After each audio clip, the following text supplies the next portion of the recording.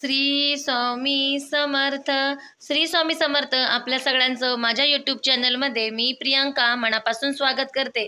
आपल्या सगळ्यांच्या पाठीशी श्री स्वामी समर्थ महाराजांचा आशीर्वाद राहू दे अशी मी स्वामीचरणी प्रार्थना करून आजच्या या व्हिडिओला मी सुरुवात करते. तर चला, मी आजचा जो विषय आहे तो म्हणजे आपण जे श्राद्ध घालत असतो ते बघा, नेहमी आपण 10 ते 12च्या दरम्यानच म्हणजे दुपारच्या वेळेतच का करतात. ते श्राद्ध तर्पण आपण हे दुपारच्या वेळेस का करतात व दिशा कोणती असावी याचं काय कारण आहे ती मी आजच्या या व्हिडिओमध्ये मी सांगत आहे.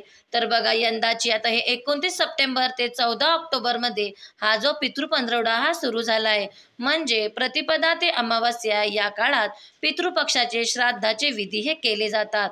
संपूर्ण वर्षभरात येणाऱ्या सण उत्सवापेक्षा पितृपक्षाचा कालावधी सर्वाधिक असल्याने त्याचं महत्त्व हे खूप आहे. कारण हा 15 दिवस हा चालतो. म्हणजे पितृपक्षातील घरातील व्यक्तीचे निधन झाल्यावर त्यांच्या ज्या योग्य त्या तिथीला आपण नेहमी हे श्राद्ध हे घातले पाहिजे.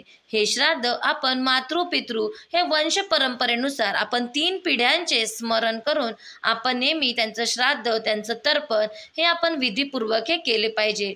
तसेच आपण महाप्रलय श्राद्धात श्रमदान, अर्घदान, पूजा, पिंडदान, ब्राह्मण जे सांगतो त्याप्रमाणे आपण त्या विधी या नेहमी या केल्या पाहिजे.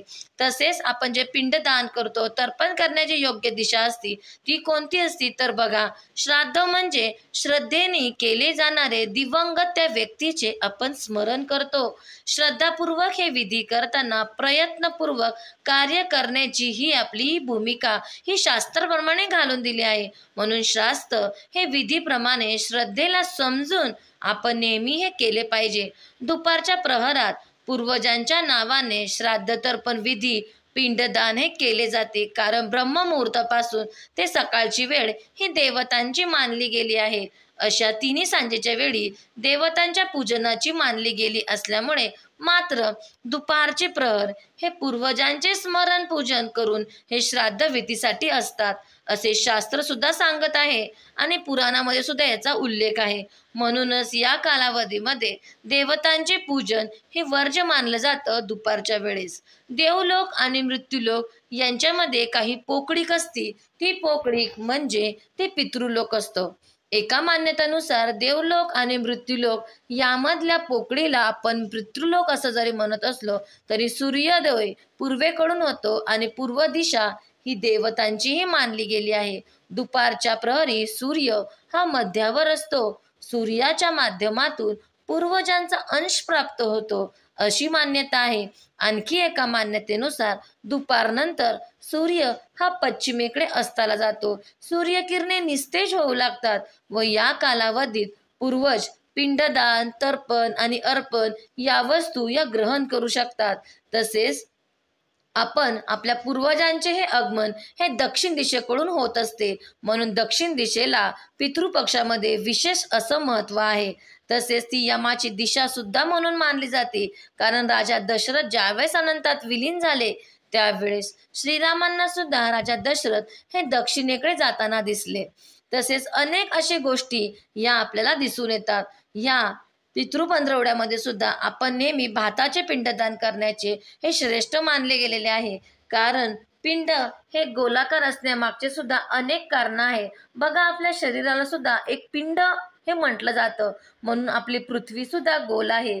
ज्या वेळेस माणसाचा मृत्यू होतो त्यावेळेस आपण ज्या विधी करतो त्याच्यात सुद्धा पिंडदान हे भाताचेच केले जाते. कारण भाताच्या या तांदळाच्या पिंडाला पायस अन्न म्हणून मानलं जातं. तांदूळ नसल्यास जवाच्या पिठाचे पिंड सुद्धा आपण हे बनवू शकतात. तांदूळाला अक्षत म्हणून सुद्धा मानलं जातं. तांदूळात असलेले गुणधर्म हे संपत नाही. तांदूळ हे थंड प्रवृत्तीचे सुद्धा असतात. म्हणून आपल्या पितरांना शांती मिळावी, दीर्घकाळापर्यंत त्यांचं समाधान व्हावं म्हणून आपण तांदळाच्या पिठाचेच आपण पिंडदान हे करत असतो. तसेच या पितृपंधरवड्यामध्ये ज्यावेळेस आपण तर्पण विधी करतो तर बघा, शक्यतो आपण हे पांढऱ्या फुलांनाच महत्त्व दिलं जातं. पांढरा रंग हा सात्विकतेचं प्रतीक आहे, शांततेचं प्रतीक आहे, रंगहीन आहे, पारदर्शी आहे. आणि आपले पूर्वज ज्यावेळेस आत्म्याचं रूप घेतात त्यावेळेस आपल्या आत्म्याला सुद्धा हा रंग नसतो. म्हणून त्याला पांढऱ्या रंगाशी संबंध दिलेला आहे.